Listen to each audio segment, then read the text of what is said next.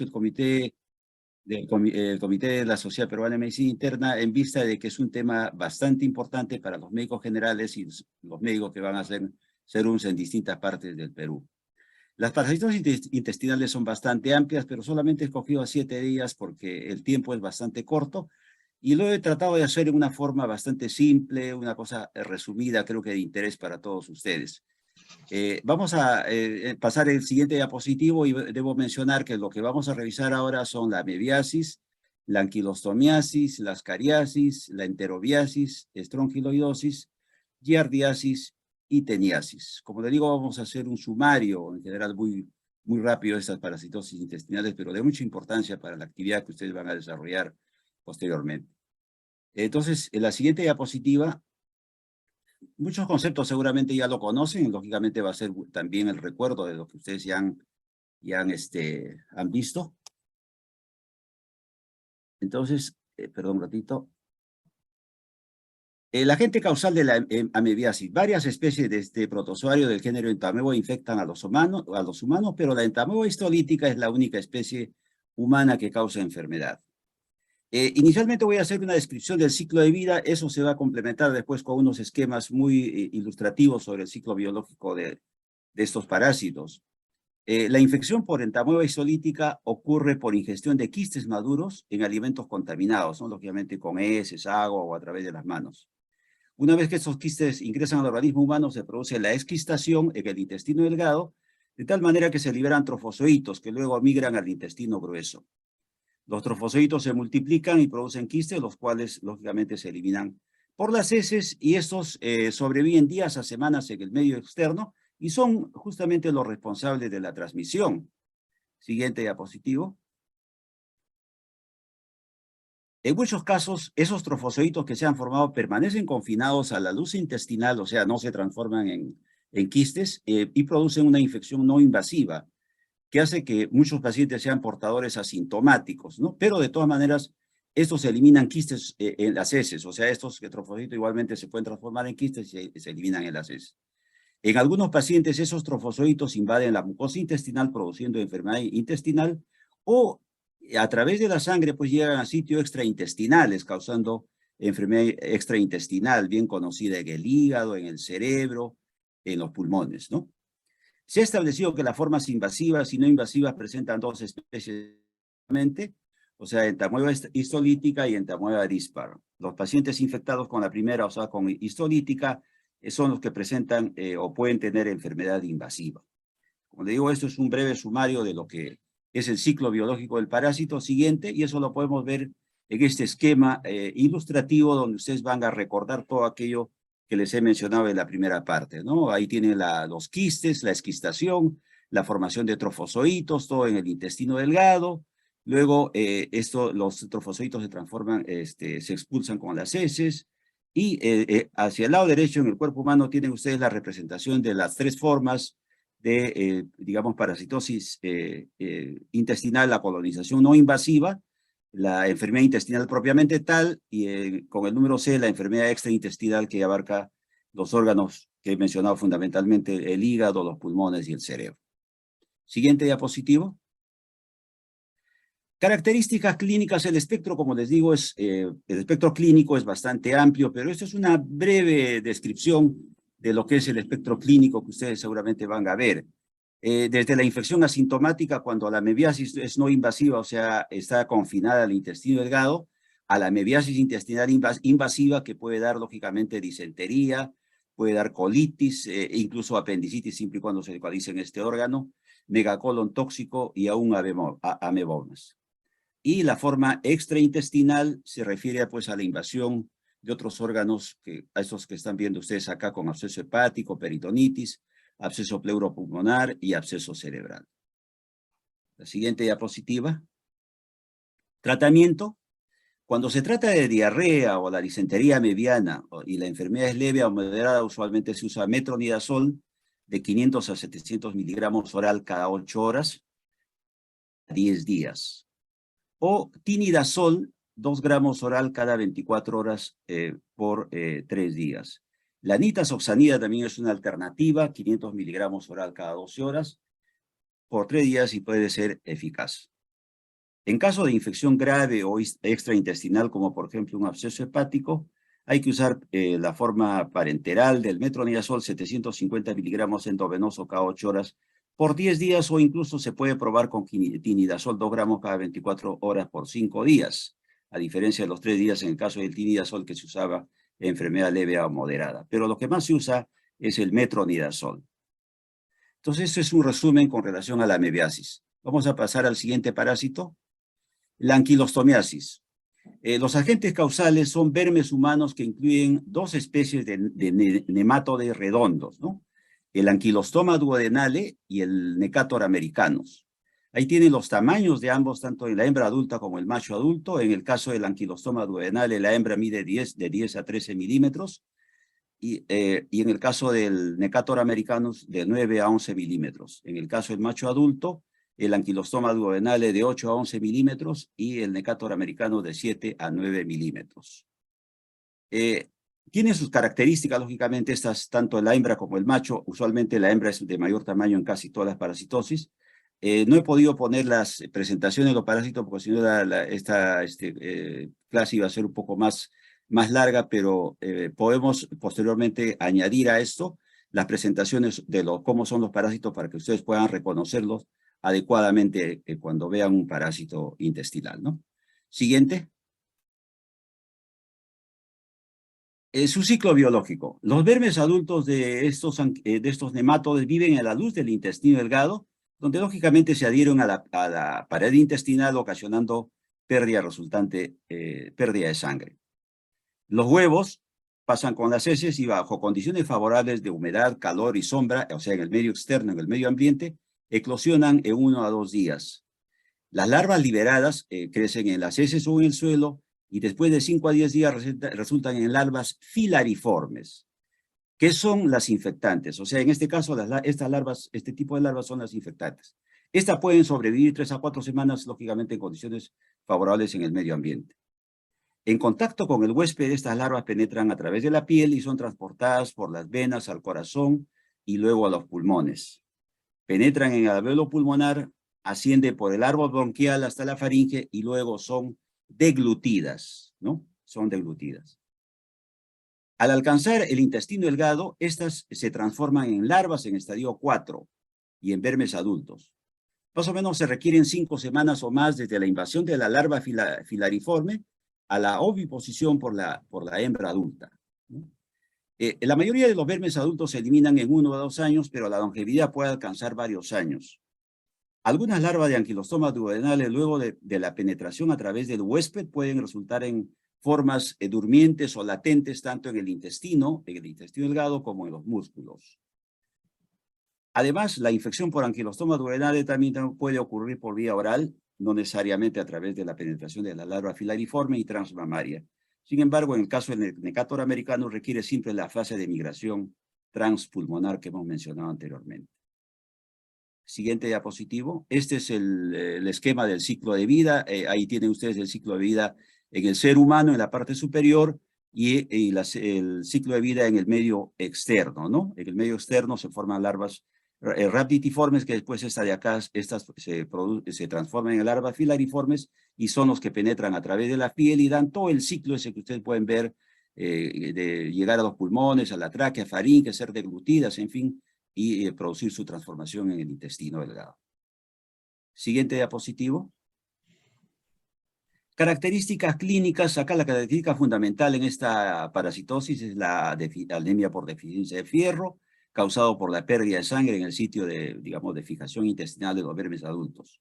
Es una de las manifestaciones más comunes y si la anemia es severa, lógicamente esto puede dar complicaciones cardíacas, ¿no? Descompensación cardíaca, insuficiencia cardíaca, como se ve en algunas parasitosis intensas de anquilostomiasis. Pueden también ocurrir síntomas gastrointestinales, claro, por el pasaje de los vermes en el tracto gastrointestinal, y síntomas nutricionales, metabólicos, ¿no? Además pueden haber manifestaciones locales en la piel, lógicamente por la penetración de la larva filariforme. Se pueden, lógicamente, también observar síntomas respiratorios por la migración pulmonar de las larvas que hemos mencionado anteriormente. El tratamiento, albendazol, 400 miligramos por día, por vía oral por 3 días, Y en forma alternativa se puede usar el mebendazol, aunque no lo tenemos, digamos, en nuestro medio este producto, pero es un medicamento que se puede usar alternativamente, en este caso 500 miligramos por día oral por 3 días. O si no, pamato de pirantel, 10-11 miligramos por kilo día, máximo 1 gramo por día por 3 días. Es un tratamiento también alternativo para la anquilostomiasis. Siguiente diapositivo. Ascariasis. Ascaris lumbricoides es el más grande nematodo que parasita el intestino humano. Las hembras adultas miden de 20 a 35 centímetros y los machos adultos de 15 a 30 centímetros. Siguiente. Es su ciclo biológico. Los vermes adultos viven a la luz del intestino delgado y la hembra puede producir hasta 240.000 huevos por día, los cuales lógicamente se eliminan por las heces. Los huevos fértiles embrionan y resultan infecciosos después de 18 días hasta varias semanas, dependiendo de las condiciones medioambientales, ¿no? De humedad, calor, sombra. Después de que los huevos son infecciosos, son deglutidos por alimentos contaminados, en fin, incuban a las larvas que invaden la mucosa intestinal y son transportadas por el sistema porta pues, a la circulación sistémica y a los pulmones. Siguiente. Esas larvas maduran en los pulmones en 10 a 14 días, penetran las paredes alveolares y ascienden por el árbol bronquial a la garganta y luego o a la faringe y luego son deglutidas como hemos visto anteriormente también en otra parasitosis. Al alcanzar el intestino delgado, las larvas se desarrollan en vermes adultos. Más o menos se requieren entre 2 y 3 meses de la ingestión de los huevos infecciosos a la oviposición mediante por la hembra adulta, ¿no? Los vermes adultos pueden vivir de 1 a 2 años. Este ciclo biológico igualmente, la siguiente, acá se puede ver perfectamente cómo se produce el ciclo biológico en el ser humano en caso de esta parasitosis. Siguiente. Características clínicas, aunque las infecciones pueden causar retardo de crecimiento e infecciones masivas de Ascaris lumbricoides, sin embargo, los vermes adultos no causan síntomas. La alta carga de vermes puede causar dolor abdominal y obstrucción intestinal, y también puede causar oclusión sintomática de vías biliares o ser expulsadas por vía oral, ¿no? Una de las parasitosis a través del cual se expulsa por vía oral justamente es esta, la ascariasis.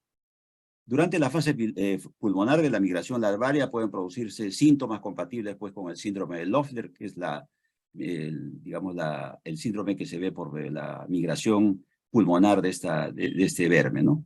Puede haber tos, disnea, hemoptisis, en fin, una neumonitis del tipo eosinofílico. Siguiente. El tratamiento, albendazol 400 miligramos por día oral por una sola dosis, o igual que en el caso anterior, mebendazol 100 miligramos oral cada 12 horas por 3 días, o 500 miligramos oral por una sola dosis. Alternativamente se usa, aunque yo no he tenido particularmente la posibilidad de usar, nunca he usado ivermectina, pero está escrito en la literatura que se puede usar ivermectina a razón de 150 a 200 microgramos por kilo oral como dosis única. Enterobiasis. El agente causal es el Dermatoenterobio vermicularis, que antes se llamaba Oxyurus vermicularis. La hembra adulta mide de 8 a 13 milímetros y el macho adulto de 2 a 5 milímetros. Los seres humanos son prácticamente los únicos huéspedes de Enterobio vermicularis. Siguiente, el ciclo biológico. Los vermes adultos viven a la luz del colon humano. Las hembras grávidas migran de noche hacia el ano y depositan sus huevos mientras se arrastran en la piel del área perineal. A esto se debe la sintomatología que produce fundamentalmente esta parasitosis. Las larvas contenidas dentro de los huevos se desarrollan en 4 horas en condiciones óptimas.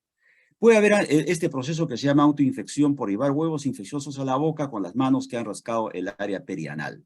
Eso es autoinfección.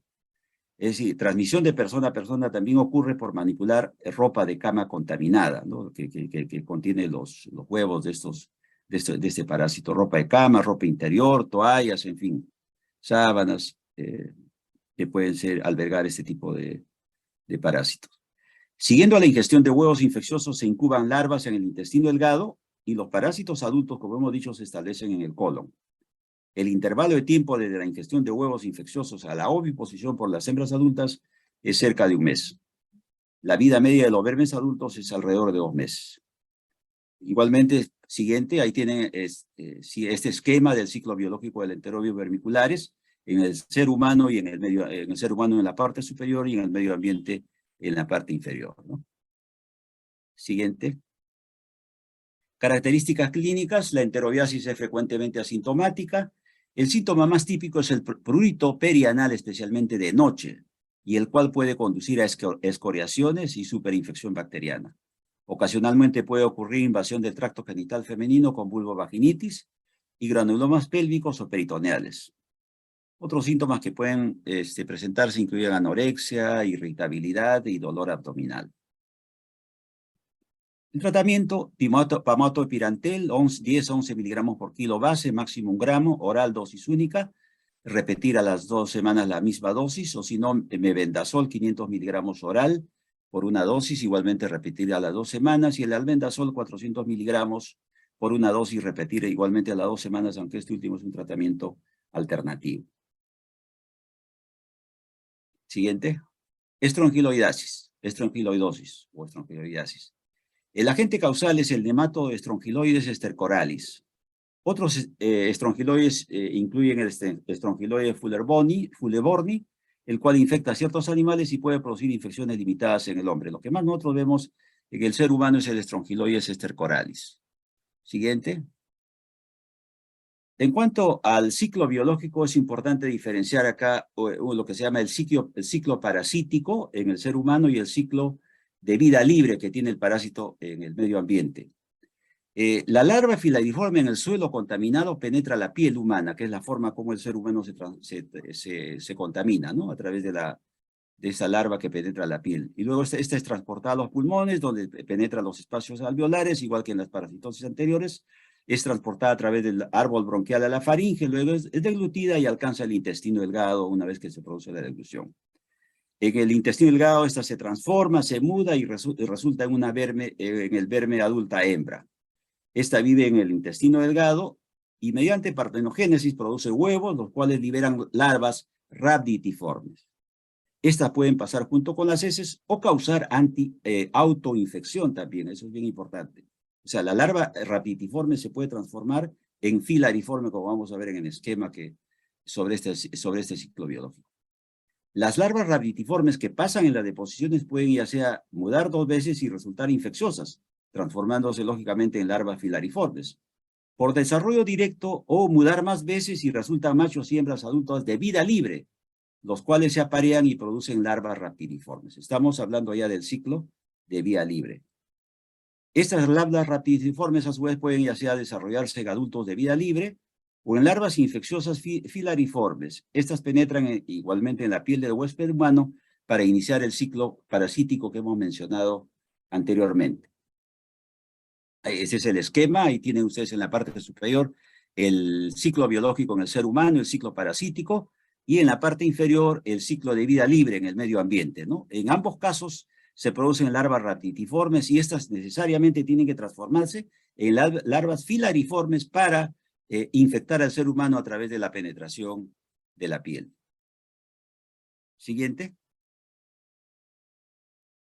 Características clínicas.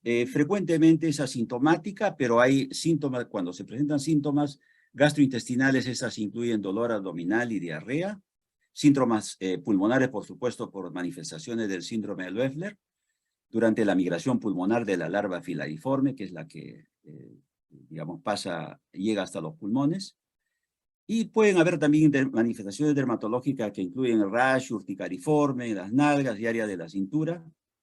En personas inmunosuprimidas, esto es importante, los ciclos de invasiones secundarias repetidas conducen a lo que se llama el síndrome de hiperinfección. Esta infección de gran intensidad que ocurre en pacientes inmunosuprimidos tipo VIH, pacientes con algún otro tipo de inmunosupresión, incluyendo infección por HTLV1, pueden presentarse con dolor abdominal, distensión, shock, complicaciones pulmonares y neurológicas, septicemia y es potencialmente fatal. Acá hay un fenómeno importante, es las complicaciones pulmonares y neurológicas, incluso puede llegar a dar meningitis, pero no tanto por el estrongiloide, sino por las bacterias gram negativas que estos arrastran, las formas parasitarias, al penetrar la mucosa, llevan bacterias gram negativas del tracto gastrointestinal al torrente sanguíneo, y de esa manera puede llegar estas bacterias gram negativas a los pulmones y al encéfalo, o a las meninges y al encéfalo, causando estas complicaciones, digamos, que son potencialmente fatales. Siguiente. Tratamiento. En este caso sí, la ivermectina es el tratamiento de elección, 200 microgramos por kilo por día, oral por 2 días. Debe repetirse este tratamiento con ivermectina a los 15 días. En caso de síndrome de hiperinfección, o sea, cuando hay gran invasión de estos parásitos, se debe prolongar hasta 7-14 días tras la desaparición del parásito. Este es un problema a veces de tratamiento en el caso de presentación de estos síndromes de hiperinfección. Como tratamiento alternativo tenemos el albendazol, 400 miligramos oral cada 12 horas por 3 días, aunque es menos eficaz, y el mismo tiabendazol, que tampoco no lo tenemos presente en nuestro medio, como tratamiento alternativo, 25 miligramos por kilo cada 12 horas por 3 días, aunque también es menos eficaz. Siguiente. La giardiasis. El agente causal es la giardia intestinal, es un protozoario flagelado. O sea, dentro de estas parasitosis intestinal estamos revisando dos enfermedades causadas por protozoarios. Inicialmente vimos la amebistolítica y en este caso la giardia intestinalis. Inicialmente fue llamado Cercomonas intestinales por Lamb en 1859 y renombrado después Giardia lamblia por Stiles en 1915, en honor al profesor Giard de París y al doctor Lamb de Praga. Sin embargo, se considera el nombre de Giardia intestinales como el correcto de este protozoario. Siguiente. El ciclo biológico. La infección ocurre por la ingestión de quistes en el agua o alimentos contaminados. En el intestino delgado se produce este fenómeno de esquistación, o sea, el parásito se desprende del quiste, de la capa que lo rodea, y libera trofozoitos que se multiplican luego por fusión binaria longitudinal. Los trofozoitos permanecen en el lumen del intestino delgado proximal, donde ellos pueden permanecer libres o adherirse a la mucosa. Luego de esto se produce un fenómeno de enquistación, nuevamente de transformación en quistes, cuando los parásitos transitan hacia el colon. Y los quistes, lógicamente, son encontrados en este estadio en las heces. Estos quistes son resistentes y pueden sobrevivir muchos meses en agua fría y son los directamente responsables de la transmisión. Debido a que los quistes son infecciosos, cuando pasan en las deposiciones es posible entonces la transmisión de persona a persona por, digamos, contaminación de las manos, sobre todo, ¿no? Con las heces. Siguiente. Acá tienen el ciclo de vida de la Giardia lamblia, la contaminación del agua, alimentos o manos con fómites o con quistes infectados. Los humanos adquieren la infección a través del consumo de agua contaminada o alimentos a través de la ruta fecal oral o a través de las manos o fómites que pueden haber, ¿no? Y ahí todo el ciclo se produce en el ser humano, todo el ciclo biológico que hemos mencionado hasta que a través de las heces se pueden expulsar en forma de trofozoitos y en forma de quistes. Los trofozoitos, lógicamente, no sobreviven en el medio ambiente. Siguiente. Características clínicas, el espectro varía desde el portador asintomático a diarrea severa y mala absorción. La giardiasis aguda se desarrolla después de un periodo de incubación de 5 a 6 días y usualmente dura 1 a 3 semanas. Los síntomas incluyen diarrea, dolor abdominal, meteorismo, náuseas y vómitos. En la giardiasis crónica, los síntomas son recurrentes y pueden ocurrir mala absorción y debilidad. Siguiente. Tratamiento, tinidazol 2 gramos oral dosis única, metronidazol 250 miligramos oral cada 8 horas por 5 días, como un tratamiento alternativo, pero muchas veces nosotros usamos metronidazol de primera intención, como de primera línea, nitazoxanida 500 miligramos oral cada 12 horas por 3 días, y albendazol también 400 miligramos oral una vez al día con alimentos por 5 días. Ustedes saben, en el caso de la giardiasis es un problema a veces el tratamiento cuando hay lo que se llama la giardiasis resistente y hay necesidad de usar otros fármacos o en forma individual o en forma combinada. Siguiente.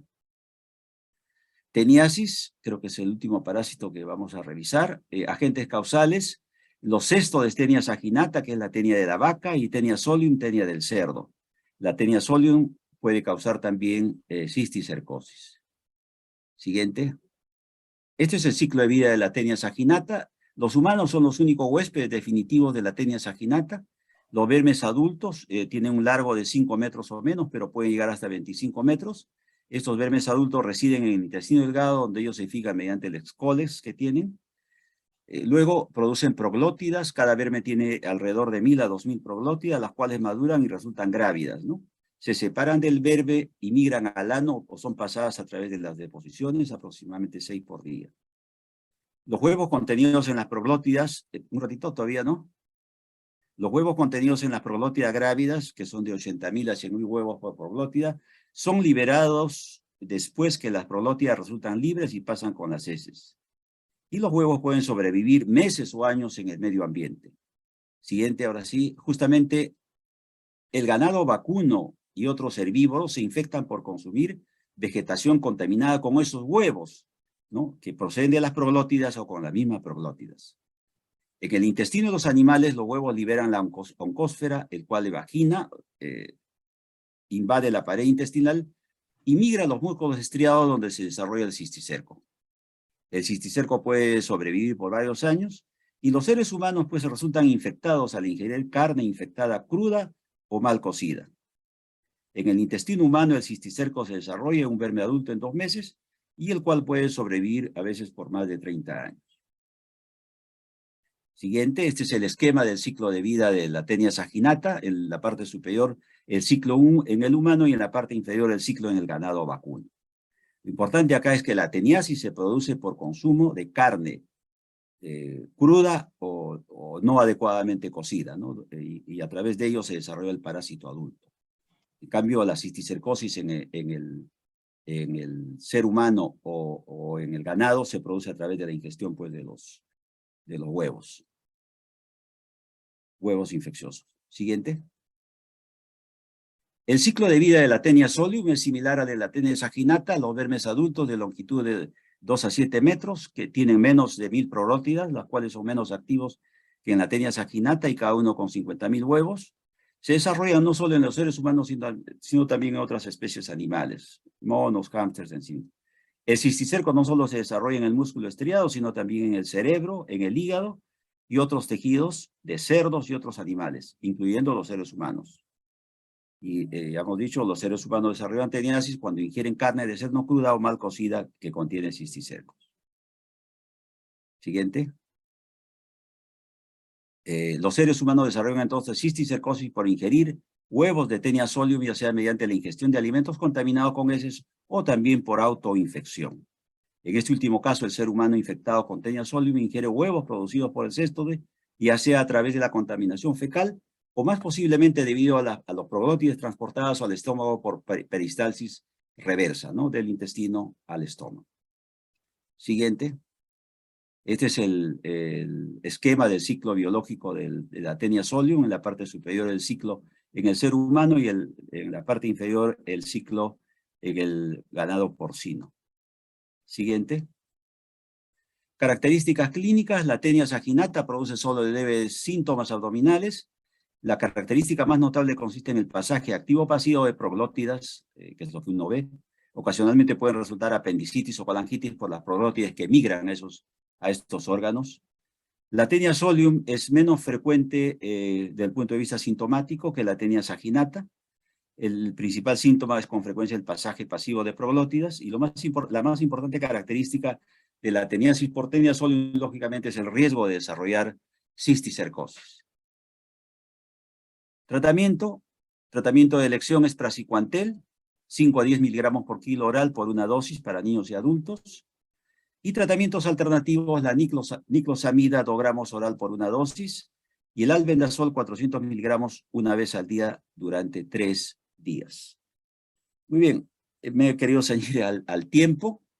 Creo que han transcurrido 20, 25 minutos. Y a las preguntas entonces lo vamos a responder por el chat en caso de que hubiera.